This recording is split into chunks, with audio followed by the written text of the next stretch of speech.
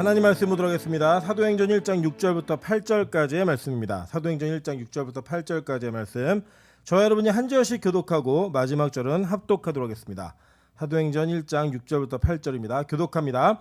그들이 모였을 때 예수께 여쭈어 이르되 주께서 이스라엘 나라를 회복하심이 이때니까 하니, 이르시되 때와 시기는 아버지께서 자기의 권한에 두셨으니 너희가 알 바 아니오. 합독합니다. 오직 성령이 너희에게 임하시면 너희가 권능을 받고 예루살렘과 온 유대와 사마리아와 땅끝까지 이르러 내 증인이 되리라 하시니라. 아멘.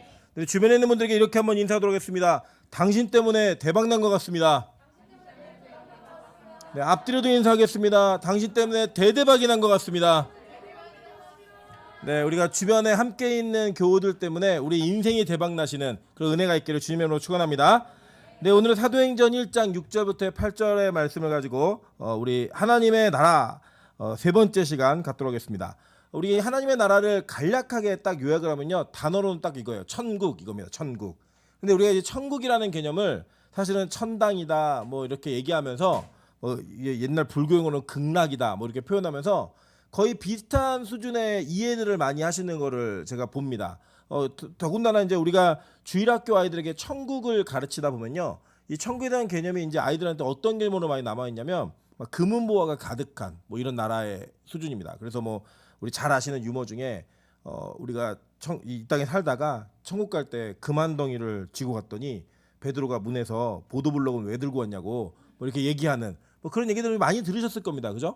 그런데 과연 그렇게 우리가 이 땅에서 금은보화 귀히 여기던 것들이 있고 뭐 또 이런 얘기도 많이 들으셨죠. 뭐 이제 천국에 가면은 금면류관, 은면류관, 그 뭐 개털모자 이렇게 쓴 사람 있다 뭐 얘기하고, 뭐 여기서 열심히 충성한 사람 집이 크고 뭐 그냥 있는 사람은 꽃밭에서 자는 노숙자고 뭐 이런 얘기들 많이 의례 지나가면서 들었던 얘기들이 많으실 겁니다. 과연 그게 천국일까? 그게 하나님의 나라일까라는 고민을 해보면 이 땅과 별로 다르지 않지 않습니까? 그죠? 이 땅에서 우리가 어떤 집에 살고 있고 어떤 좋은 것들을 가지고 있고 어떤 것들을 소유하고 있느냐가 그 사람의 영광됨을 증명하는 거였다면, 천국도 그렇다면 여러분 거기는 또 다른 지옥일 겁니다. 왜냐하면 우리가 이 땅을 모두가 천국처럼 살지 않기 때문입니다. 그런데 도대체 하나님의 나라가 어떤 개념인가, 그리고 예수님께서 이 땅에 오셔서 하나님의 나라, 천국이라는 단어를 쓰셨을 때 그것이 과연 어떤 개념인가는 우리는 정확히 이해해야 될 필요가 있다는 겁니다. 왜냐하면요, 예수님을 3년 반 동안 쫓아냈던 제자들도 이해 못했어요. 오늘 예수님이 올라가시기 바로 직전까지 묻는 거예요. 이스라엘 나라 회복하시면 이때입니까? 라고 질문을 던지는 그 내용 속에는 뭐가 있는 거예요? 지금 우리가 살고 있는 이 땅, 팔레스타인에 속해 있는 이 로마의 속국인 가나안 땅에서 어떤 변화를 일으키실 겁니까? 그 변화가 지금입니까? 그리고 우리 130년 전에 마카비가 독립운동을 이뤘던 것처럼 그렇게 부흥하는 겁니까? 우리 왕이신 당신을 모시고 영의정, 우의정, 좌의정 될 수 있는 겁니까? 이거 묻는 거예요, 여러분. 그랬던 그 제자들에게 예수님은 하나님의 나라를 도대체 어떻게 가르치시고 선포하셨었는가 좀 보도록 하겠습니다. 누가복음 4장 42절부터 44절입니다. 날이 밝음에 예수께서 나오사 한적한 곳에 가시니 무리가 찾다가 만나서 자기들에게서 떠나지 못하게 만류하려며 예수께서 이르시되 내가 다른 동네들에서도 하나님의 나라 복음을 전하여야 하리니 나는 이 일을 위해 보내심을 받았노라 하시고 갈릴리 여러 회당에서 전도하시더라 라고 이야기해요. 자, 그러니까 예수님께서 이 땅에 오신 목적이 뭐였죠? 하나님 나라 복음을 전하기 위해 이 땅에 오셨다는 거예요. 심지어는 그 말씀을 계속 듣고 싶어가지고 이 동네에 계속 머무르세요, 딴 데로 가지 마세요 라고 얘기하니까, 아니야, 나는 이 복음을 전하러 이 땅에 보낸 목적을 갖고 온 사람이기 때문에 내가 여러 회당으로 다니면서 이 복음을 전해야 된다라고 해서 순회 전도 사역을 하셨다라는 거예요. 그래서 볼게요. 누가복음 6장 20절입니다. 예수께서 눈을 들어 제자들을 보시고 이르시되 너희 가난한 자는 복이 있나니 하나님의 나라가 너희 것이미요 라고 얘기했어요. 여러분 이게 여러분 아시죠? 마태복음 5장과 병행 구절입니다. 병행 구절 뭐라고 얘기하죠? 심령이 가난한 자는 복이 있나니 뭐가 너희 거라 그랬죠? 거기서는 천국이 너희 것이미요 라고 얘기했단 말이에요. 그러니까 이 천국 그리고 하나님의 나라는 예수님의 가르침 속에서는 동일한 단어예요. 그리고 그 동일한 단어의 소유주가 누구냐면 가난한 자가 복이 있다라고 얘기하셨어요. 그러니까 이 제자들이 동일한 이야기를 들었는데 그 들은 이야기를 성경에 기록할 때 성령의 영감에 의해서 해석되어진 내용들을 기록한 거예요. 그런데 누가 복이 있대요? 누가 복이 있대요? 가난한 자가 복이 있다라고 얘기하는 거예요. 그리고 그들에게 뭘 얘기하냐면 하나님 나라가 너희 것이다 라고 얘기하고 있는 거예요. 그러니까 심령이 가난한 자라고 마태복음에 붙어 있는데 여기엔 가난한 자라는 얘기가 직접적으로 돼 있다는 거예요. 그러니까 여러분 우리가 한 가지는 예측할 수 있는 게 우리가 꿈꾸고 있는 천국이 지금 예수님이 가르치신 하나님의 나라하고는 좀 거리감이 있겠구나 라고 하는 내용을 이미 아셔야 되는 거예요. 자, 그럼 요한복음 3장 3절에 이렇게 얘기합니다. 예수께서 대답하여 이르시되 내가 진실로 진실로 내게 이르노니 사람이 거듭나지 아니하면 하나님의 나라를 볼 수 없느니라 라고 얘기했어요. 자, 이 내용 거듭남이 뭐였죠? 그러니까 이거 누구랑 나눈 대화냐면 예수님이 니고데모하고 나누신 대화예요. 그 나누는 대화 속에서 니고데모에게 이렇게 말씀하시니까 니고데모가 뭐라고 이해하죠? 이거를 어떻게 사람이 엄마 뱃속에 다시 들어왔다 나오나요? 이러니까 야 너는 이스라엘의 선생된 자가 이것도 모르니? 라고 얘기하면서 가르친 내용의 뜻은 뭐냐면 너 옛사람이 다 죽고 다시 태어나야 돼. 이 얘기를 하신 거예요. 그러니까 즉 우리가 원래 가지고 있는 기질과 본성을 가지고는 천국에 갈 수 있다 없다? 못 간다예요. 결국 이 예수님의 표현은 뭐냐면 너 죽어야지 하나님 나라 갈 수 있어. 그 죽음이 무슨 죽음이에요? 내 자아, 나의 원래 성품, 내 원래 사람이 죽어야 된다는 거예요. 그래야지만 하나님의 나라를 갈 수 있다라고 얘기하는 거예요. 그러니까 이게 요즘 종합해보면 이런 겁니다. 내가 죽으면 가난한 자가 된다는 거예요. 근데 그 가난함이 꼭 우리가 뭐 돈이 없어 이런 가난함 속에 나오는 개념이 아닌 총체적 가난함이에요. 그러니까 여러분 이게 있거든요. 예를 들어 정말 갖춘 게 다 있어요. 뭐 외모도 갖췄고 물질도 갖췄고 학벌도 갖췄고 다 갖췄는데 연애도 한 번 못한 사람이 있거든요. 그러면 되게 메말라 있어요. 이게 감정적으로 내가 남자를 만나고 싶은데 여자를 만나고 싶은데 이게 잘 안 되는 그런 사람들이 있고요. 때로는 이렇게 보면은 우리 교회는 아니에요. 제가 사역하던 교회 부자 동네가 있었거든요. 그 정말 좋아요. 엄마 직업도 좋고 아빠 직업도 좋고 그런데 이 아이는 가정에서 부모에게 받는 사랑에 완전 결핍돼 있어요. 그러니까 얘한테 뭐가 채워져도 그러니까 부모가 다 돈으로 해결하는데 그 돈이 자기에게 만족을 주지 못하는 거예요. 마찬가지예요. 이 정말 좋아 보이는 제가 어떤 자매에게 제가 어렸을 때 본 자매에게 결혼 안 하니 그랬더니 자기가 그 분당 지역에서 어린이집에서 일을 했는데 결혼을 못 하겠대요. 이유가 뭐냐 그랬더니 너무나 좋은 환경적인 것들 다 갖추고 있는데 부모들이 이혼하는 걸 너무 많이 본 거예요. 돈이 많아서 너무 잘나서 너무 많이 본 거예요. 그거를. 그러니까 이 아내는 그 아이들에게는 어떤 결핍과 가난함이 있는지 본 거예요. 그 상황 속에서. 그러니까 자기 결혼에 대한 부정적인 생각이 생긴다고 이런 얘기를 솔직하게 하더라고요. 여러분 이 땅에 살면서요. 우리가 물질적으로 부유하고 환경적으로 좋은 거 그게 진짜 부자고 그게 없는 게 가난한 게 아니에요. 그죠? 우리 인생에는 분명히 가난함이 있는데 그 가난함 속에 어떤 것이 포함되어야 되냐면 우리 인간은 영적인 존재거든요. 영혼의 문제가 해결되고 채워지지 않으면 그 어떤 것이 우리에게 주어진다 한들 우리는 만족할 수 없어요. 그 가난함을 느끼는 사람이 진짜 건강한 사람인데 그건 어떻게 알 수 있냐? 내 옛사람이 죽어야지만 알 수 있다는 거예요. 왜냐면요. 내 옛사람은 날 속여요. 어떻게 속이냐면 우리 영혼을 속이는 거예요. 돈이 있으면 행복할 수 있다고 믿어요. 행복한 것처럼 자기를 위장하는 거예요. 학벌이 있으면 내가 행복할 거라고 믿는 거예요. 그래서 내가 그걸 위장하는 거예요. 이 땅에 있는 사람들이 다 그 행위 속에 사는 겁니다. 나 이거 있으면, 나 요거 있으면 나 진짜 만족할 것 같아. 내가 저 차만 탈 수 있으면, 저런 집에만 살 수 있으면 나 너무 행복할 거야 라고 하는 그 기대감과 꿈이 있는데 만족되던가요? 아니에요. 여러분 아시잖아요. 우리나라의 최고의 위기를 겪는 기업이 어딘지 아세요? 삼성이에요. 맨날 위기래요. 거기는 매 올해가 제일 큰 위기라고.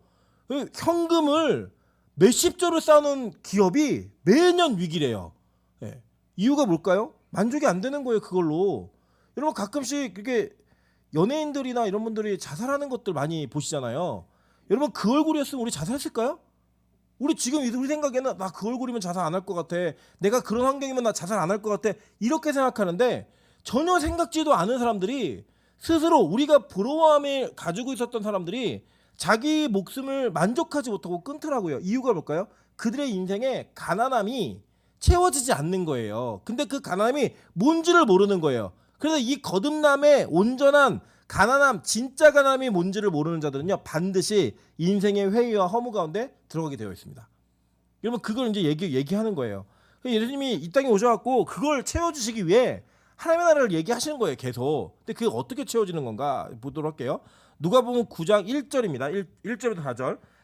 예수께서 12제자들을 불러 모으사 모든 귀신을 제어하며 병을 고치는 능력과 권위를 주시고 하나님의 나라를 전파하며 앓는 자를 고치게 하려고 내보내시며 이르시되, 이렇게 얘기했어요. 그죠? 자, 여기 보니까 예수님이 12제자들을 불렀어요. 그죠? 불러서 그들에게 준 능력이 뭐냐면 귀신을 제어하고 병을 고치고 그리고 그 능력과 권위를 주셨고, 그러면서 하나님의 나라를 전파하면서 뭘 하게 하셨어요?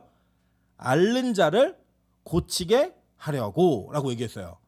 그러니까 이게 뭐 그런 거 다 필요 없다라고 얘기하는 것도 잘못된 거라고 제가 지난주에 말씀드렸죠.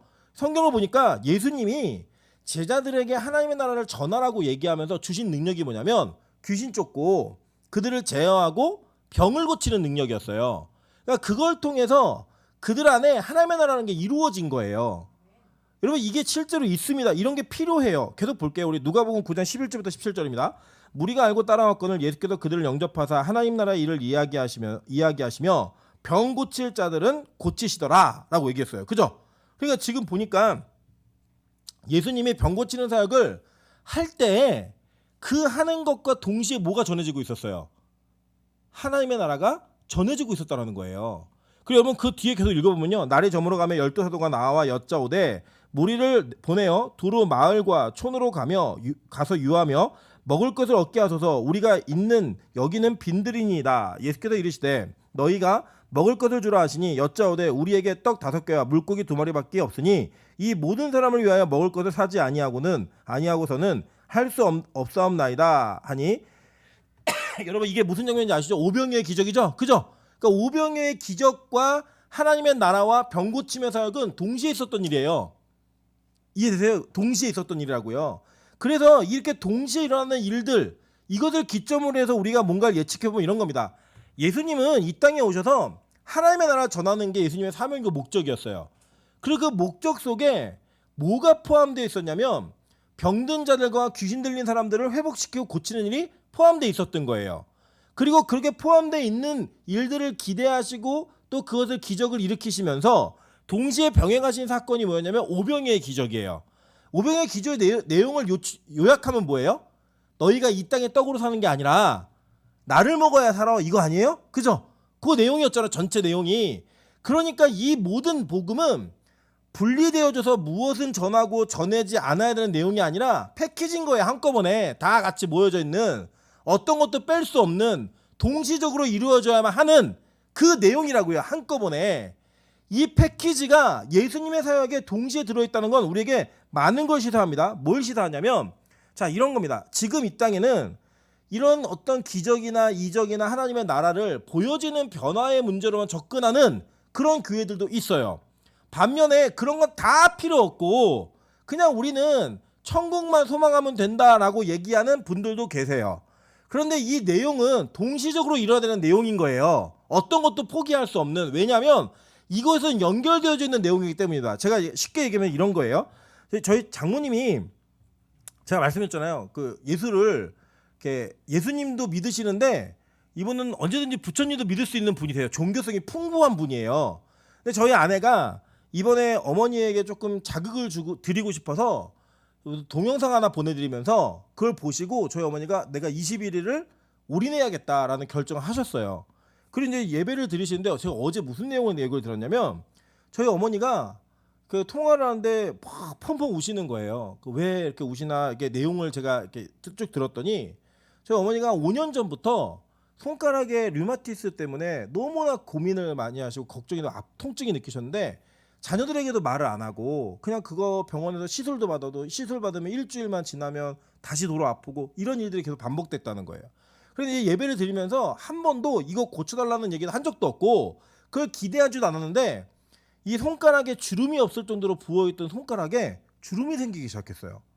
그래서 저희 어머니가 뭐라고 계시냐면 이게 지금 낫고 있다는 거예요. 그분 믿음이에요. 진짜 통증도 사라졌고 낫고 있다는 거예요. 그러면서 자기는 이걸 구한 적도 없고 자기는 이걸 기대한 적도 없는데 하나님이 이걸 고쳐주시고 계시다고. 이게 본인이 이렇게 얘기해요. 이게 낫겠냐고. 박수를 치는데 더 무리가 됐으면 되고. 내가 정말 제가 보면요, 저희 어머니가 맞나, 제가 저희 어머니 못 찾겠어요. 왜냐면 예전에는 보였거든요. 잘 못 움직이시는 분이 계세요. 저희 어머니셨는데 장모님 저희 원장님 아니고 저희 장모님 얘기 말씀드린 거예요. 근데 저희 장모님이 이제는 구분이 안 돼요. 하늘문의 원래 성도인가? 그럴 정도로 열심히 뭔가를 하시는데 몸이 낫고 계신 거예요. 그런데 이거를 메시지화 시키자는 게 아니라 이거 설명하기 위해서 말씀드린 거예요. 그분에게 나 병났다라는 것 자체가 의미가 있는 게 아니라 그걸 통해서 하나님이 살아계신 분이다라고 하는 것에 대한 확신이 생기는 거예요. 여러분 이게 뭐냐면 하나님이 이 땅에서 우리에게 하나님 나라를 가르치실 때 여러분에게 있는 수순인 거예요. 그냥 여러분 기도하실 때 여러분이 이 땅의 것들을 놓고 기도하면 돼요 안 돼요? 돼요. 왜 안 돼요? 구하세요 좀. 된다고요. 되는데 그게 목적이 아니라 그걸 통해 여러분 뭘 보셔야 되는 거예요. 하나님의 살아계심과 그분의 나라가 진짜라는 것을 확신하는 거예요. 이해되세요? 무슨 말인지? 여러분 그게 복음의 패키지라고요. 그래서 교회 안에는요 기적이 있어야 돼요. 이적이 있어야 되고요. 간증이 나타나야 돼요. 그래야지만 복음이라고 하는 것에 대한 확신이 생깁니다. 여러분 진짜예요. 여러분 제가 빛과 소금 교회에서도 그랬지만 이전에도 저는 설교 시간에 이러한 기적과 이적에 대한 내용들을 많이 말씀드리진 않아요. 그래서 제가 확신 있게 말씀드릴 수 있는 건 여기 있는 어떤 분들보다도 저는 그런 기적과 이적을 많이 경험했고 많이 봤어요. 그래서 저에게는 진짜 제가 앞으로 제 인생에 하나님이 어떤 기적을 보여주시지 않는다 하더라도 저는 그분의 살아계심을 부인할 수 없을 만한 수많은 기적을 경험했어요. 그렇기 때문에 저는 이 말씀에 집중하는 것이 어렵지가 않은 거예요. 이것만 붙드는 게 어렵지가 않은 거예요. 근데 여러분 안에 믿음이 없는 분들 있잖아요. 아직까지 내가 긴가민가 하고 이게 진짜 맞나? 내가 목사에게 속아가지고 지금 하늘문 다니고 있는 거 아닌가? 소진이가 그런 마음이 있거든요. 지금 하늘문에 내리면서 내가 여기 왜 서 있지? 이런 고민이 드는 내가 또 가야 되나? 심지어는 이제 내일 갈래 그랬더니 내일은 안 간대는데 금요일날 마지막 날이니까 가야지 그러니까 그때는 어쩔 수 없이 가야 될 것 같대요.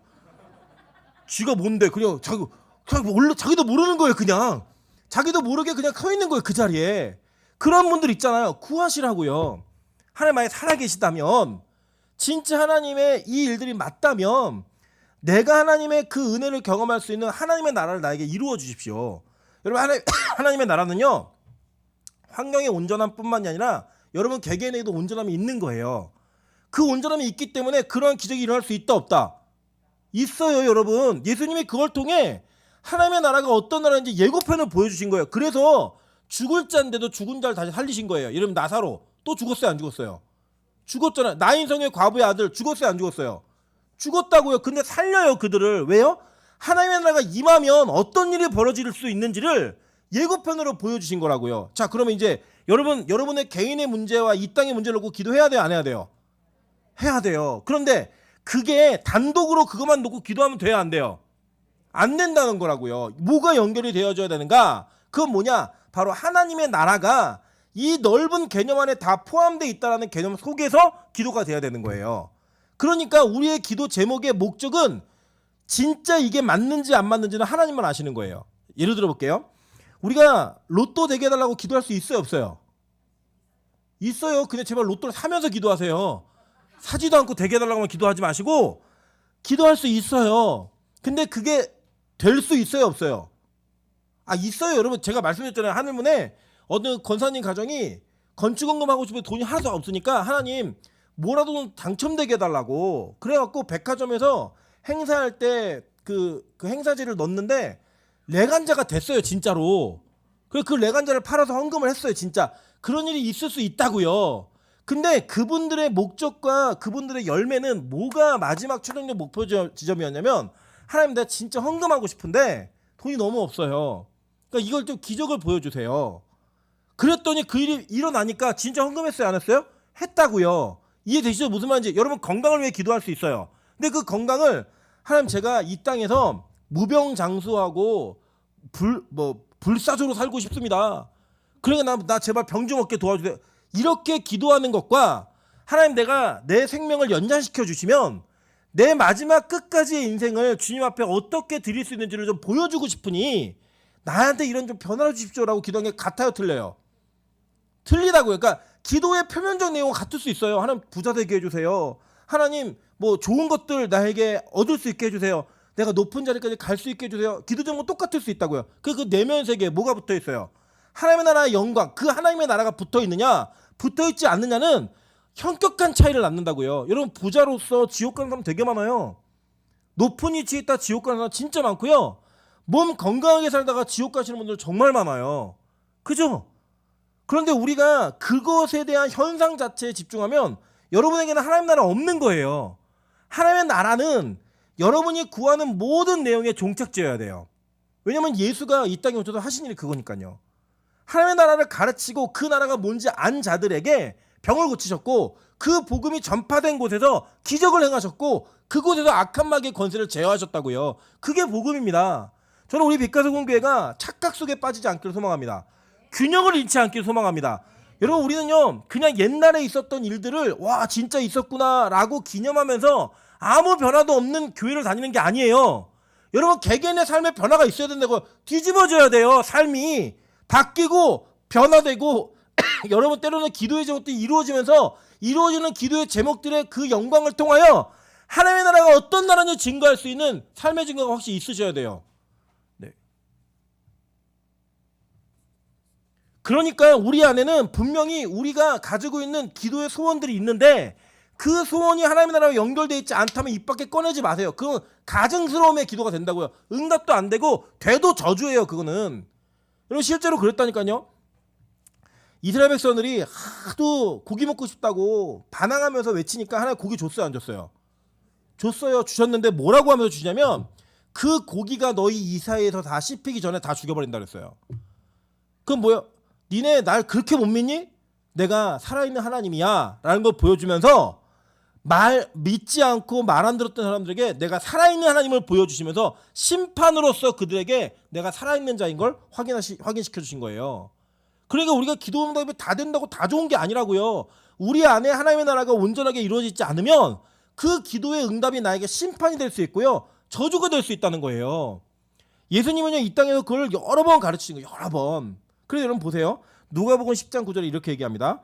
거기 있는 병자들을 고치고 또 말하기를 하나님의 나라가 너희에게 가까이 왔다 하라 라고 얘기했어요. 병자들을 고친 걸로 끝낸 게 아니라 그 끝남 뒤에 하나님의 나라가 너희에게 가까이 왔다 라고 얘기하면서 그 고친 게 끝이 아니라는 거예요. 여러분의 인생이 바뀐 게 끝이 아니라는 거예요. 여러분이 종착지가 어디인지를 아는 것이 끝인 거예요. 여러분 그게 복음의 이게 패키지예요. 전체로.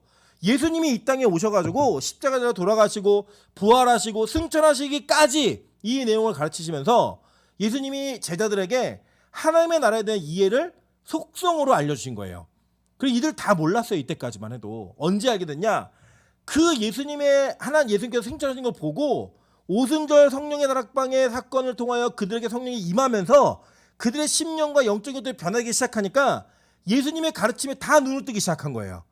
그러면서 하나님의 나라가 이거구나 그걸 알기 시작한 겁니다. 그래서요 이들이 이렇게 그 질문을 했을 때 예수님이 이렇게 대답하시는 거예요. 하나님 나라가 임해 회복이 될 거야. 그런데 너희들이 말하는 건 아니야. 그리고 그 때와 시는 아버지께서 자기의 권한에 주셨으니 너희는 알 바가 아니다 라고 얘기한 거예요. 즉 뭐냐 이 제자들에게 물은 거 제자들이 얘기한 건 이거예요. 오늘이죠. 지금이죠. 그래 이게 한 사람이 물은 게 아니라 다 물은 거예요. 사람들이 계속 물은 거예요. 계속. 이거 맞죠? 이제 부활하셨으니까 이제 멋지게 이 나라를 뒤집어 엎으실 거죠? 막 계속 물은 거예요. 그랬더니 야 그때와 시는 너희들에게 두지 않았어. 너희들에게 권한이 없어. 나도 몰라. 오직 아버지만 아셔. 이 얘기를 하시는 거예요. 우리 지난 시간에 제가 말씀드렸죠. 그 결혼식을 하면은 결혼식의 이스라엘 문화 속에서는 결혼식을 하면 결혼식 날짜를 누가 정한다고요? 아버지가 정했다고요. 자녀도 모르게 아버지가 정했어요. 그 날짜를. 그러니까 이 모든 권한은 누구에게 있다? 아버지에게 있으니까 너희들 그 관심 갖지 말라는 거예요. 여러분 그래요. 이 때와 시를 아는 사람들 다 이단이에요. 누가 됐든. 이래서 제가 목회 열심히 하다가 제 목회 마지막 은퇴하는 그 해에 여러분 올해 10월 28일 주님이 오십니다. 그럼 뭐예요? 이단이에요. 네, 그런 일 없어요. 하나님 안 알려주세요. 갑자기 오시는 거예요. 성경 내용을 보도록 할게요. 데살로니가전서 5장 1절부터 3절입니다. 형제들아 때와 시기에 관하여는 너희에게 쓸 것이 없음은 주의 날이 밤에 도둑같이 이를 줄을 너희 자신이 자세히 알기 때문이라. 그들이 평안하다 안전하다 할 그때에 임신한 여자에게 해산의 고통이 이른과 같이 멸망이 갑자기 그들에게 이르니 결코 피하지 못하리라 라고 얘기했어요. 갑자기 진통이 와가지고 애를 낳으러 갔잖아요. 옛날에는. 지금은 뭐 이제 뭐 오늘도 우리 그 희원 집사가 새 생명에 대한 기도 부탁을 하면서 아이의 사진을 올렸어요. 2cm나 됐어요 벌써. 예. 이 아이가 이제 요새는 과학이 하도 발달돼 갖고 이제 맨날 며칠에 나올 거라고 예상은 해요. 근데 그날 꼭 나오던가요? 아니에요. 저희 찬소도 보름이나 지나가지고 그 태변 먹고 나왔어요. 그리고 태변 먹을 것 같아서 그렇게 배 찍고 나왔거든. 쟤는 몰라요. 찬이는 그래서 찬소가 걱정이 기도 좀 해서요. 얼마나 관종인지. 자기가 코로나를 낳았는데 아무도 자기를 축하 안 해준다고 펑펑 울면서 자기 코로나 낳은 걸 좀 축하해달라는 거예요. 그 축복해줬더니 또 자기 생일인데 왜 자기는 생일 파티 때 남 축하만 해주고 자기는 축하를 못 받냐요. 왜냐면 코로나 2년 동안 자기 생일을 못 챙겼잖아요. 그러니까 막 펑펑 그 해달라 그래갖고 지금 생일 케이크를 2개째 불고 있는데 몇 개를 앞으로 더 불어야 될지 모르겠어요. 그러니까 어쨌든 그 때와 시기는 우리가 몰라요. 그냥 하나님이 주시는 대로 오는 거예요. 주시는 대로. 그 모르는 거예요. 어느 정도로 모르냐 봤더니 마태복음 24장 36절부터 44절입니다. 그러나 그날과 그때는 아무도 모르나니 하늘의 천사들도 아들도 모르고 오직 아버지만 아시니라. 노아의 때와 같이 인자의 임함도 그러하리라. 우리 계속 읽겠습니다. 시작.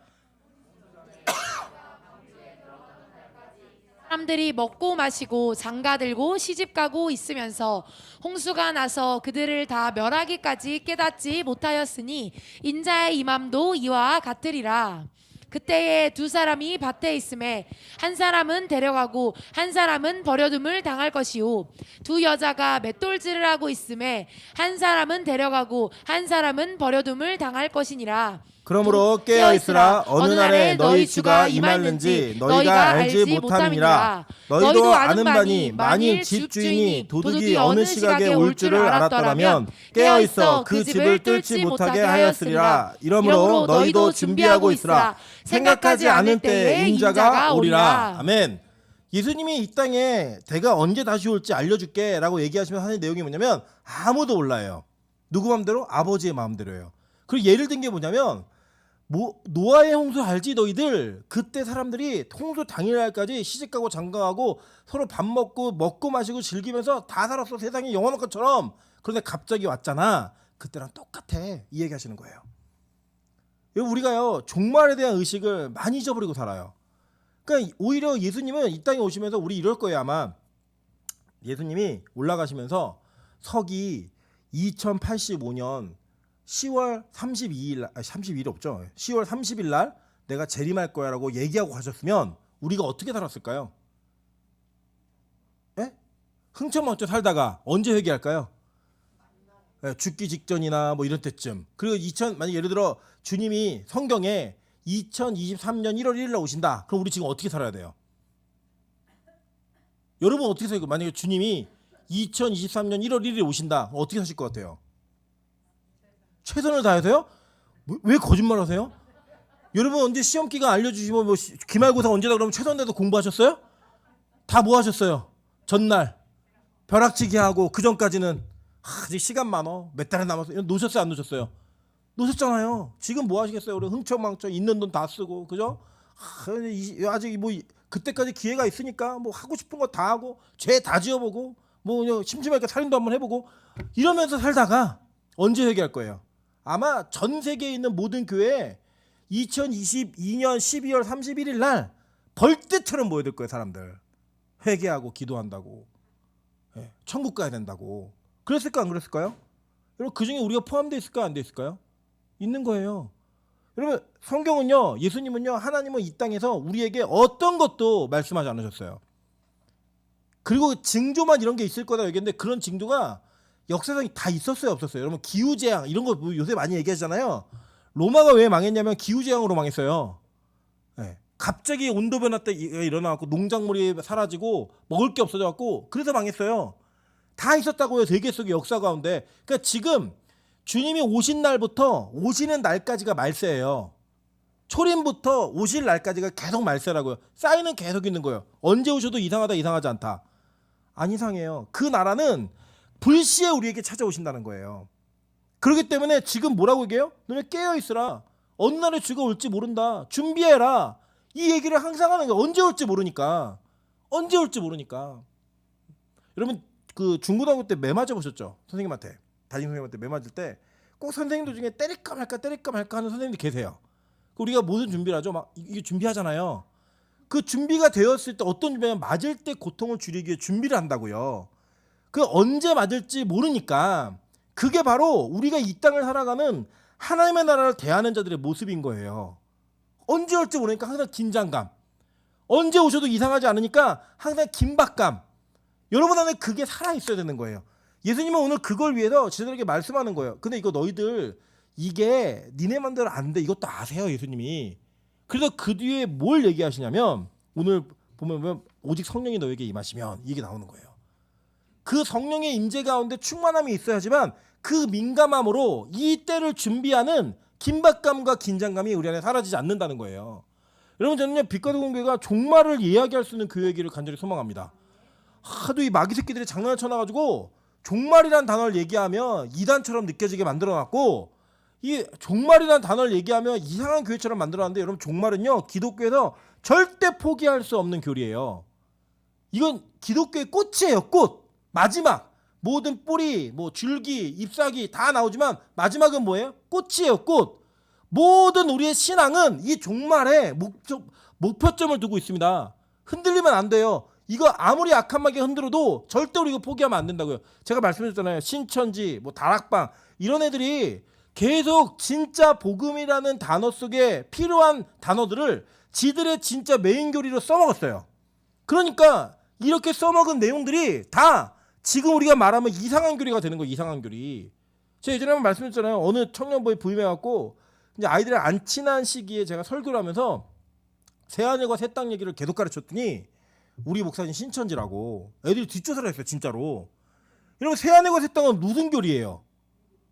기독교의 교리예요. 종말은 기독교의 교리라고. 이게 예수님이 올라가시면서 마지막 날이 있다라는 걸 말씀하고 가셨어요. 다만 그 때와 시를 모를 뿐이에요. 여러분 때와 시를 모른다고 안 일어나요? 그거 아니라고요. 반드시 일어나요. 그래서 우리가 이거를 준비하는 마음으로 살아야 된다는 겁니다. 누가복음 12장 35절부터 40절 보도록 할게요. 허리에 띠를 띠고 등불을 켜고 서 있으라. 너희는 마치 그 주인이 혼인집에서 돌아와 문을 두드리면 곧 열어주려고 기다리는 사람과 같이 되라. 주인이 와서 깨어있는 것을 보면 그 종들은 복이 있으려다. 내가 진실로 너희에게 이르노니 주인이 띠를 띠고 그 종들을 자리에 앉히고 나와 수령들리라. 주인이 혹 2경에나 혹 3경에 이르러서도 종들이 그같이 하고 있는 것을 보면 그 종들은 더욱 복이 있도다. 여러분 2경이 언제냐면 22시부터 2시, 그러니까 10시부터 새벽 2시까지예요. 3경은 언제냐? 새벽 2시부터 새벽 6시까지예요. 그때 깨어 있으라는 거예요. 그러니까 언제 주님이 오신다는 거예요. 언제 올지 모른다는 거죠. 항상 깨어 있으라는 거예요. 항상. 여러분 그게 복음을 믿는 자들의 태도입니다. 그게 모습인 거예요. 그러니까 우리가 그럴 때 있잖아요. 비 오는 수요일 교회 오고 싶다 안 오고 싶다. 여러분 왜 오고 싶은 건지 경건하게 얘기하세요? 제가 아까도 민정수산 때 엄청 야단쳤어요. 마음으로는 자기가 뭔가 하고 싶은 게 있는데 말로는 자꾸 아니라고 얘기해요. 그러지 말라고. 잘못된 거 아니니까 그냥 하고 싶다고 얘기하고 하라고. 그게 맞는 거라고. 왜냐면 여러분 우리가요 자꾸 위선을 부릴 수 있거든요. 위선. 여러분 솔직히 예배 드리고 싶은 사람이 어디 있어요 여기? 예배 드리고 싶다 안 드리고 나는 평생 예배만 드리고 살고 싶다. 이제 좀 솔직해지네요. 예. 그 난 예배는 최대한 조금 드리고 살고 싶다. 명순 진짜 지금도 제일 조금 드리고 살고 있으면 어떻게 더 조금 드리겠다는 거야? 우리 인생에 진짜 그런 게 솔직한 거야 사실. 예. 원래 우리 명수 형제가 잘 솔직 안 해가지고 막 예배 드리고 싶은 것처럼 막 이랬거든요. 근데 어느 날 하늘문세 원장님이 너 명수 예배 드리고 싶은데 왔지? 그때 네 그러더라고요. 그게 믿음이에요. 왜냐면요 여러분 우리가요 하나님 앞에 내가 어떤 존재인지를 솔직히 고백하셔야 돼요. 그래야 도움을 받는다고요. 내가 괜찮아요. 그거 진짜 괜찮은 줄 알아요. 사람들이 안 괜찮으면 안 괜찮다고 말하고 힘들면 힘든다고 얘기하고 내가 믿음 없으면 믿음 없다고 얘기해야 도우심이 있어요. 여러분 우리 안에 진짜 예배 드리고 싶은 사람 어디 있어요? 우리 다 못하는 인간들이에요. 다. 그런데 하나님이 우리를 이상한 목사를 만나가지고 저도 이상한 교회 만났어요. 이상한 목사가 이상한 교회를 서로 만나가지고 하나님이 이상한 일을 시키시는데 그걸 또 하고 앉아있어요 다들. 그리고 그게 뭐예요? 은혜예요. 은혜. 네. 여러분 용성이가 저녁을 피하면서 여기 와가지고 예배 전에 쉬면서 예배를 드리고 있고요. 북한에서 온 자매가 금식을 하며 예배를 드리고 있어요. 이게 무슨 일이에요? 안 그랬던 애들이니까 얘네가. 안 그랬던 애들이에요. 이주영 목사가 다른 교회에서 매일 예배를 드렸을까요? 아파가지고 그럴 수 없는 사람이에요. 하나님이 은혜를 주셔가지고 골골 100세. 저보다 오래 살 것 같아요. 네. 확실해요, 진짜로. 네. 그렇게 하나님께서 우리의 인생을 이끄시고 인도하셔서 할 수 없는 일들을 하게 하시는 거예요. 왜요? 마지막 때에 준비된 백성이 되기 위해서. 여러분의 예배는요, 내가 뭐 목사니까 권사니까 장로니까 이래 가는 게 아니라 주님이 언제 오실지 모르는 그 재림을 준비하는 신부의 모습으로 우리가 예배 드리는 거예요. 언제 오시지? 오셨을 때 내가 그 예배 가운데 있어야지. 이거예요. 그래 여러분, 안 드리는 분들, 못 오시는 분들에게 강요도 하지 마세요. 이거는요, 정말로 강요한다고 되는 일이 아니에요. 그분들보다 여러분이 우위에 있다고 생각하지 마세요. 여러분 힘으로 하는 게 아니에요. 하나님은 은혜로 그냥 하는 일이에요, 이게. 그러니까 서로 기다리고 기도하면서 하나님의 은혜 주실 때까지 그 은혜가 우리에게 임하면 같이 있는 거예요, 그냥. 그게 사명인 자들이 같이 있는 거예요. 그게 바로 복음이라고요. 저는요, 우리 인생 가운데 하나님께서 우리의 인생을 이끌어 가실 때 그 어떤 것도 나의 공로나 나의 자랑이 들어가지 않는 그런 진짜 순수함의 성령의 인도하심. 저 그게 있어야 된다고 보는 거예요. 여러분, 제자들을 몰라요. 하나님 나라가 어떻게 되는지 모르고 그 나라에 대한 소망도 없었어요. 근데요, 하나님께서 이 제자들에게 이걸 할 수 있는 힘을 주시는데 그게 뭐냐? 바로 성령의 임재를 허락하시는 거예요. 성령의 내주하심을 허락하시는 거예요. 그래서 이 하나님의 나라가 어떻게 확장될 건지를 예수님께서는 제자들에게 분명히 말씀하셨어요. 뭐라고 얘기하셨냐? 자, 이렇게 얘기합니다. 오직 성령이 너에게 임하시면 너희가 권능을 받고 예루살렘과 온 유대와 사마리아와 땅끝까지 이르러 내 증인이 되리라 하시니라. 이거예요. 하나님의 나라를 얘기하면서 이 얘기가 연결되어 있는 거예요. 그게 뭐냐면 하나님의 나라가 뭔지 너희도 잘 모르는 것 같은데 하나님의 나라는 너희들을 통해 확장되는 거야. 너희에게 성령이 임하면 너희들의 증언과 너희들의 증인된 삶을 통해 그 나라가 확장되는 거야 라고 얘기하시는 거예요. 여러분, 예수님이 실제로 이 일들을요 샘플로 계속 보여주셨어요. 누가복음 8장 1절부터 3절입니다. 그 후에 예수께서 각 성과 마을에 두루 다니시며 하나님의 나라를 선포하시며 그 복음을 전하실세 누가 함께 했어요? 12제자가 함께 하였고. 잘 몰랐는데 예수님이 그 복음을 전하실 때 이미 누가 함께 있었어요? 12제자가 함께 있었다고요. 이 12제자가 나중에 그 일을 할 줄 알았을까요? 몰랐을까요?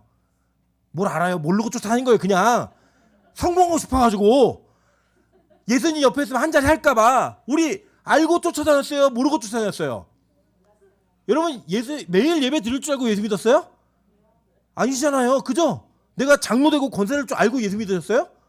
아니잖아요. 그 시작할 때는 너무 힘드니까 교회 가면 위로도 될까봐 이렇게 오고, 내가 영적인 너무 어려움이 있으니까 어쩔 수 없이 오고, 살 데가 없어서 오기도 하고, 그렇게 모였던 우리들에게 하나님께서 앞으로 이 일들만 보여주시면서 니들이 일하게 될 거야. 이걸 이미 예고편으로 보여주셨다고요. 우리 옆 사람에게 이야기했습니다. 그때 떠났어야 되는데. 네. 이미 늦은 것 같습니다. 네. 그때 떠났어야 되는데 이미 늦은 것 같아요. 이미. 여러분, 우리가요 진짜 그렇게 함께 된 자들이 어떻게 되는지 보세요. 또한 악기를 쫓아내신과 병 고침 받은 어떤 여자들 곧 7 귀신 나간 자 막달라임이라 하는 마리아와 헤롯의 청지기 구사의 아내 요한나와 수산나와 다른 여러 여자가 함께하여 자기들의 소유로 그들을 섬기더라라고 얘기해요. 그러니까 예수님이요 복음을 전하시면서 자꾸 동역자를 만들어 갔어요. 그 복음을 전하는데 혼자 전하신 게 아니라 12제자가 함께했고, 그 막달라 마리아, 요한나, 수산나 이런 여자들 함께하면서 여러 동역자들과 함께 그들이 자기의 소유를 섬김으로 이 하나님의 나라를 확장시켜 왔다고요. 이게 복음이에요, 여러분. 그래서 하나님의 나라는요 내 것이 투자가 돼야 돼요. 나의 삶이 들여져야 돼요. 내 시간, 물질, 내 노력, 이 모든 것들이 다 들어가야 돼요. 거기에 내 헌신이 들어감으로 말미암아 그 나라가, 하나님의 나라가 동참되어지는 거예요. 이게 뭐냐면 여러분, 이게 잘 보셔야 돼요. 어떻게 믿으셔야 되냐면, 여러분이 동참했기 때문에 그 나라가 늘어나는 게 아니에요. 여러분이 동참했기 때문에 그 나라에 하나님께서 여러분의 명분을 만들어 주시는 거예요.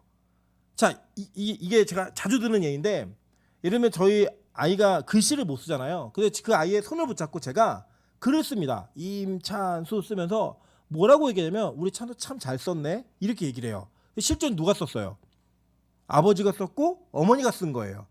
근데 이 아이가 어차피 아빠가 쓸 거고 엄마가 쓸 거니까 그냥 엄마가 써 라고 아빠가 써 라고 이거 아무것도 안 하고 있으면 그 지가 쓴 거예요 안 쓴 거예요? 안 쓴 거예요. 근데 자기가 그냥 손만 얹었는데 그 손을 얹은 것 때문에 아버지가 이거 네가 쓴 거야 라고 하면요 되게 뿌듯해요. 내가 이거 했지. 그런데 알고 봤더니 나중에 크고 봤더니 이거 누가 쓴 거예요? 아버지가 쓴 거고 어머니가 쓴 거예요. 우리가 이 땅을 그렇게 사는 겁니다. 여러분이 기도했기 때문에 무슨 일이 벌어지는 게 아니에요. 하나님이 이미 그 일을 준비해 놓으셨는데 여러분 기도하는 그런 원래 우리 기도 못하는 인간들인데 기도하는 흉내라도 내니까 너네가 기도했기 때문에 이게 응답된 거야 라고 하나님 알려주시는 거예요. 그 나중에 천국 가봤더니 이거 다 누가 한 일이에요? 다 하나님이 한 일이에요. 그렇게 알게 되는 거예요 우리가. 그래서 이 땅에서 여러분의 물질, 여러분의 수고, 여러분의 건강, 여러분의 시간 이런 걸 투자하기를 원하시는 거라고요. 그게 없으면 일을 못해서가 아니라 너희들의 나라를 만들기 위해 너희들의 공로를 세우기 위해 상급을 세우기 위해 다 넣는 거예요. 그래서 나중에 알고 봤더니 이게 다 누구 거예요? 다 하나님 거. 그래서 그 영광이 다 누구 거예요? 하나님 거니까 영광을 다 돌려드리는 거예요. 우리가 한 일이 있다 없다? 없다. 이게 바로 복음의 진리고 원리라고요. 그래서 제자들에게 그들에게 요구하신 내용들이 있는 거예요. 너희들 이렇게 살아. 이렇게 전해. 너희 헌금하고 너희들 시간 내놓고 생명 내놔. 여러분 순교 우리 힘으로 못해요. 주님이 도우심으로 하는 거예요. 하나님께서 하게 하시는 거라고요. 그럼 나중에 내가 한 것 같은데 알고 봤더니 누가 한 거예요? 하나님이 하신 거라고요. 그게 이루어지는 그 나라, 그게 그런 수고를 통해 하나님 나라가 확장되어져 가는 거예요. 그래서 보세요. 누가복음 13장 20절부터 21절입니다. 또 이르시되 내가 하나님의 나라를 무엇으로 비교할까? 마치 여자가 가루 서말 속에 갖다 넣어 전부 부풀게 한 누룩과 같으니라 하셨더라. 이 누룩이 성경에서 유일하게 긍정적으로 쓰인 단어가 여기에요. 이 본문이에요. 이게 뭐냐면 누룩을 조금을 갖다 딱 던져놨더니 전체가 다 누룩이 된 거예요. 그러니까 뭐냐면 쉽게 얘기하면 곰팡이예요. 그냥 곰팡이. 곰팡이를 갖다 넣어놨더니 이 곰팡이가 전체를 다 발효시켰다는 거예요. 조금인데 그것처럼 하나님의 나라는 반드시 확장되게 돼 있어요.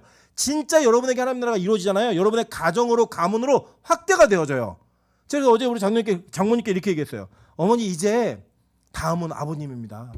다음은 우리 처남입니다. 다음은 미래 며느리입니다. 우리 온 가족이 다 같이 예배드리는 그 은혜가 있어야 됩니다. 저희 아내가 그걸 꿈꾸지 않았거든요. 될까? 진짜 그런 의심이 있었거든요. 근데 하나님이 하시는 거예요. 하나님이 하시면서 사실 저희 어머니가 이게 항원을 했는데 희미하게 두 줄이 뜨니까 어떡하냐고. 저는 이제 저희 아내의 예상은 아이고 그래 나 가고 싶은데 어쩔 수 없다 나 쉬어야겠다 이렇게 얘기하실 줄 알았는데 어떡하냐고 자기 일주일 이제 못하는 거냐고. 다행히 2번을 더 했는데 다시 음성이 나오셔가지고 전혀 문제없이 오고 계신데 너무 기쁘게 오시는 거예요. 여러분 그게 저희 어머니가 하시는 거 아니에요. 하나님이 그렇게 이끄시는 거라고요. 저는 우리 빛과 소금의 모든 예배자들에게 이런 은혜가 있기를 주님으로 축원합니다. 여러분 우리 옆 사람에게 이렇게 인사하겠습니다. 사실 내가 제정신이 아니에요. 이게 다 제정신이 아니에요. 지금도 우리 박매영 원사님과 윤명선 장로님께서 하늘문에 들어가 계세요. 거기 오셔가지고 휴가를 거기서 보내신대요. 여러분 일반 사람들이 볼 때 정신 나간 거 아니에요? 그 귀한 휴가를 1년 내내 그거밖에 딱 못 쉬는 그 시간을 기도원에 들어가서 거기서 불편한데 예배를 드리고 있다? 이런 말도 안 되는 일이잖아요. 근데 그 일을 해내요. 그 일을 보는 거예요. 샘플로. 왜요? 하나님의 나라가 이루어지니까. 저는 우리 윤 장로님의 가정의 모든 자녀들이 이러한 은혜 가운데 동참하기로 주님으로 축원합니다. 봉규집사 아멘 안 하네. 내가 크게 할 줄 알았더니. 네. 여러분 이게요 바로 그런 은혜예요. 은혜. 오늘도 우리 리누가 오랜만에 예배를 왔잖아요. 저는 이 아이들이요 이렇게 한 번, 2번씩 가끔이라도 여기 와서 이 예배를 보는 게 저는 얘네들 정말 큰 은혜라고 생각합니다. 이런 이거 누룩이 되는 거예요. 그 집안에. 그 누룩이 되는 거죠. 그 누룩이 됨으로 말미암아 여러분의 가정 가운데 이런 일이 계속 벌어져야 되는 거예요. 계속. 사도행전 2장 14절입니다. 베드로가 11사도와 함께 서서 소리를 높여 이르되 유대인들과 예루살렘에 사는 모든 사람들아 이 일을 너희로 알게 할 것이니 내 말에 귀를 기울이라 라고 얘기해요. 이게 무슨 사건이냐? 그들에게 성령이 임한 다음에 지금 얘기하는 거예요. 어디요? 유대인들과 예루살렘에게 복음 전하는 거예요. 예수님 말씀하신 대로 이루어지는 거라고요. 그래서 여러분 진짜로요. 성령이 어느 거 딱 임하잖아요. 막 미쳐요. 이 복음 전하고 싶어서 막 미쳐요. 여러분 저는 제가 설교사역자로 부름받았다는 걸 언제 알았냐면 제가 전도사 때 기도하다가 이렇게 기도하면서 성경을 읽는데 하루에 성경 8시간씩 읽는 거예요. 그냥 몰라 그렇게 시간이 가는지도 몰라요. 그리고 읽고 나면 막 가슴이 뜨거워져가지고 설교를 너무 하고 싶은데 안 시켜주잖아요. 전도사님 잘. 그리고 제가 옥상에 올라가고 설교했어요. 진짜로. 네. 옛날 저희 살던 집 옥상에 뭐가 있었냐면 목욕탕 대 있잖아요. 그 낮은 것 우리 여자분들 가시면 여기 조그만 시장 할머니도 앉고 계세요. 그 의자가 몇 개 있었거든요. 그 앉혀놓고 설교했어요. 진짜로. 마음이 뜨거워져가지고 이걸 내가 전해야 되는데 알려내. 물론 다 틀린 설교였어요. 지금 생각해 보면 잘 이해도 못했고 성경도 잘 몰랐고 근데 막 마음이 뜨거워져가지고 막 그거 하는 거예요. 막 그냥. 여러분 저는요 우리 교회에 이런 거 안 할 거예요. 뭐 막 전도하자 막 캠페인 벌리고 막 이래가지고 뭐 이런 거 안 할 거예요. 왜냐 여러분 진짜 교회가 여러분 안에 막 이 성령이 임해서 교회가 여러분 좋기 시작하잖아요. 하지 말래도 전도를 해요. 하지 말래도 막 사람을 끌고 와요. 여러분 예를 들어서 이런 거예요. 우리 형제들 특히 여자를 만났는데 여자친구가 너무 예뻐요. 자랑한다 안 한다. 네, 말 안 해도 계속 얘기해요. 네. 우리 할머니 할아버지들 손자 손녀 생기면 자랑한다 안 한다. 네. 세상에 애는 걔밖에 없어요. 네. 다 그 이야기예요. 다 그 이야기. 왜 그렇죠? 그 아이가 마음 가운데 중심이 되어 있는 거예요. 내 마음에 다 들어와 있는 거예요. 자랑스러운 거예요. 그리고 얘기하는 거예요. 여러분 복음이 여러분 안에 그런 역사가 벌어져야 되는 거예요. 하나님의 나라가 여러분에게 임하고 여러분이 그 나라의 주인공이 딱 되시잖아요. 이거 자랑하지 않고 못 배긴다니까요. 자랑하지 않고 못 배겨요. 제가 너무 감사했던 건 오늘 어떤 얘기냐면 어린이집 선생님하고 통화를 하는데 찬수가 선생님한테 빛과소금 교회 얘기를 막 했대요. 그때 옆에 앉아있던 여자애가 집에 같이 하원을 하면서 선생님 근데 교회가 뭐예요? 그랬더니 찬수가 교회가 얼마나 좋은 데인지 아냐고. 가면 친구들도 많고 장난감도 갖고 놀게 해주고 키즈카페도 보내주고 엄청 좋은 데라고. 그래서 이제 선생님이 더 추가로 이제 하나님 만나는 곳이야 이렇게 얘기했더니 이 아이가 선생님 저도 교회 가면 안 돼요? 이렇게 했다는 거예요. 그래갖고 그 선생님이 광주 아이인데 여기 데려와도 되냐고. 찬수하고도 같이 이렇게 붙여서 연결시켜서 데려와도 되냐고. 얼마든지 데리고 오라고. 우리는 아이들이 많이 없기 때문에 이제 최고급으로 간다고. 키즈 카페도 이제 지난번에 5,000원짜리 4,000원짜리 갔더니 막 인형 막 팔 떨어지고 막 이래가지고 좋은데 보낼 거예요. 좋은데. 네. 팔 다 붙어 있는 인형집. 네. 5,000원짜리 4,000원짜리 갔더니 볼풀에 볼이 3분의 1밖에 없대요. 네. 맨 바닥도 보이고 이런 데 안 보낼 거예요. 얼마 안 되니까. 네, 뭐. 그 좋은데 보낼 거라고. 막 이러면서 제가 그런 얘기 들으면서 하나님의 나라가 얘네한테 이제 뭐 자랑이 되는 거예요. 교회라는 곳이. 저는 이 아이에게 하나님의 나라가 진짜 가르쳐지면 무시무시한 아이가 될 거라고 믿습니다. 저 우리 빛과소금 교회 성도들의 마음 가운데 하나님의 나라가 온전하게 임하면 정말 무시무시한 성도 된다고 믿습니다. 입에서 다른 얘기가 아니라 하나님의 나라가 나오는 거예요. 우리 교회 진짜 좋다고. 장난감 진짜 많이 준다고. 장난감 계속 갖고 놀게 해준다고. 디즈니도 보여준다고. 이런 얘기하는 간증하는 아이들. 그 아이들에게 그게 지금 하나님 나라예요. 얘네들에게는.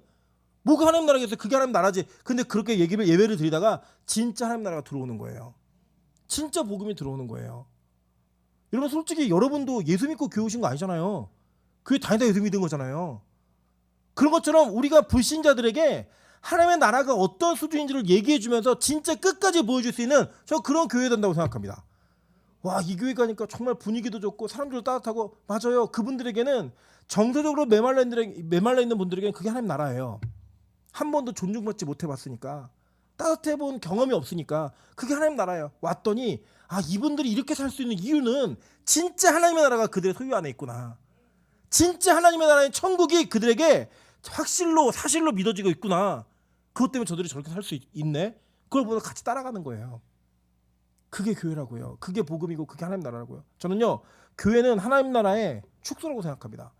그래서 그 하나님 나라가 여러분에 들어오면 여러분이 이 교회가 천국처럼 되는 교회로 만들 수 있는 거예요. 그래서 초대교회가 어떻게 살았는가 한번 보도록 할게요. 사도행전 8장 4절부터 5절입니다. 그 흩어진 사람들이 두루다니며 복음의 말씀을 전할새 빌립이 사마리아 성에 내려가 그리스도를 백성에게 전파하니. 그리고 사마리아인데 상종 안 했다니까요. 길을 피해 다녔어요. 오히려 먼 길을 돌아서. 근데 그 피해 가던 길을 그들이 이제는 그들에게 갑니다. 가서 복음을 전해요. 가서 이야기를 해요. 이게 어려운 일이 아니에요. 죽어도 괜찮아요. 이제는 그런 나라가 여러분에게 임한다고요. 나 이 사람을 위해서라면 죽어도 괜찮아. 근데 그 사람이 예수 그리스도가 되는 거예요. 그분이 예수가 되는 거고, 그분이 하나님의 나라가 여러분에게 소유가 되어지면 그분의 나라가 여러분 거 되는 거니까 그 나라를 위해 죽을 수도 있는 거예요. 왜? 죽어가는 나라니까. 그것이 여러분 소유가 되는 거예요. 진짜로. 그게 여러분 부담스럽고 힘든 게 아니라 내가 이걸 위해서 이걸 해내야지, 그걸 보는 거예요. 그걸 갖게 되는 거예요. 저는 우리가 그렇게 살 수 있는 진짜 믿음의 성도들 되시기를 주님을 축원합니다. 바울의 마지막 모습을 보면서 설교를 마치도록 하겠습니다. 사도행전 28장 28절부터 31절입니다. 그런즉 하나님의 이 구원이 이방인에게로 보내진 줄을 알라. 그들은 그것을 들으리라 하더라. 없음. 바울이 온 이태를 자기 셋집에 머물며 자기에게 오는 사람을 다 영접하고 하나님의 나라를 전파하며 주 예수 그리스도에 관한 모든 것을 담대하게 거침없이 가르치더라 라고 얘기해요. 바울이요, 구금 죽인 상황이에요. 구금 죽인 상황.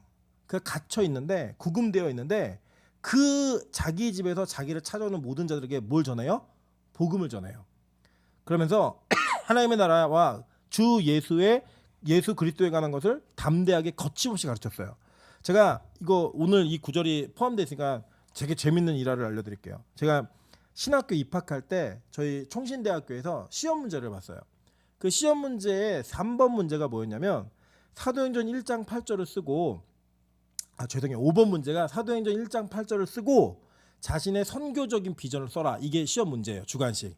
근데 3번 문제가 뭐냐면 룻기에 나와 있는 나오미의 둘째 며느리의 이름을 쓰고 그 사건을 통해 현대 고부간의 갈등에서 해결될 문제가 뭔지를 써라. 이렇게 문제가 나왔어요. 제가 1번, 2번, 4번은 기억이 안 나요. 근데 이 두 문제가 왜 이슈가 되냐면 3번 문제를 답을 쓴 사람이 합격자들 가운데 10%가 안 됐어요. 5번 문제에 답을 쓴 사람들은 거의 다 썼어요. 근데 저는 5번을 못 썼어요. 왜 못 썼냐면 저 사도행전 1.8절이 그건지 몰랐어요. 네, 못 썼어요. 그런데 저희가 입학하고 난 합격자들을 쭉 모아놓고 교수님이 그 문제를 내신 교수님이 이렇게 얘기하셨어요. 자기 아주 인상 깊은 답을 봤다는 거예요. 그 답이 뭐냐면 3번 답인데, 교수님 저는 나오미의 첫째 며느리도 모르는데 둘째 며느리를 어떻게 알겠냐고. 만약에 저를 합격시켜 주시면 룻기에 주석을 하는 사역자가 되겠다고 이렇게 글을 쓴 거예요.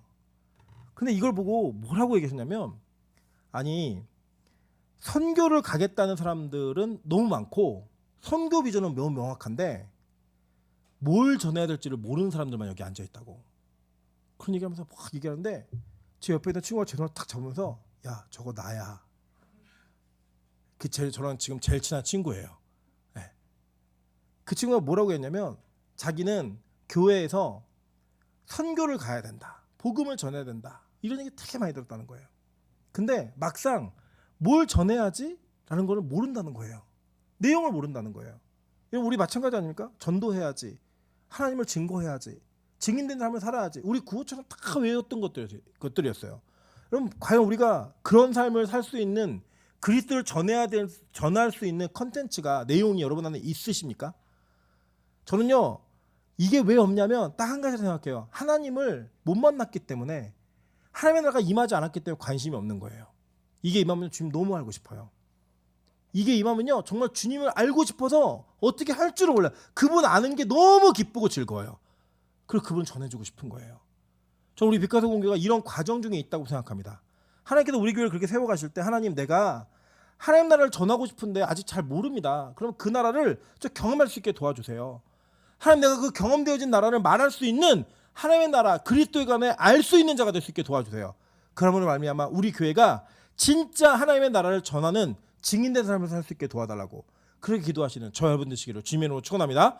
이제 같이 한번 통성으로 한번 기도하겠습니다. 우리 오늘 시간이 많이 갔기 때문에 통성으로 기도할 때, 하나님 우리가 하나님의 나라를 알기 원합니다. 우리 다 배우지 못했지만 오늘로 이게 마치고 진도를 나갈 텐데, 하나님 우리가 진짜 하나님의 나라를 아직 잘 모릅니다. 내가 머리로는 알지만 이게 가슴까지 내려와 있지 않고 내가 체험되어 있지 않기 때문에 그 나라를 수없이 들었음에도 불구하고, 천국 가야 된다고 가고 싶다고 말했음에도 불구하고 그 나라에 대한 인식도 없고 지식도 없고 경험도 없습니다. 주님 제발 먼저 나에게 그 나라가 경험되어지는 은혜를 허락하여 주시옵소서. 그러면 아마 우리 교회가 그 하나님의 나라를 증거하고 말하는 일에 주저하지 않는 교회 될 수 있게 도와달라고, 그것을 이야기하고 선포하는 것에 두려움이 없는 교회 될 수 있게 도와달라고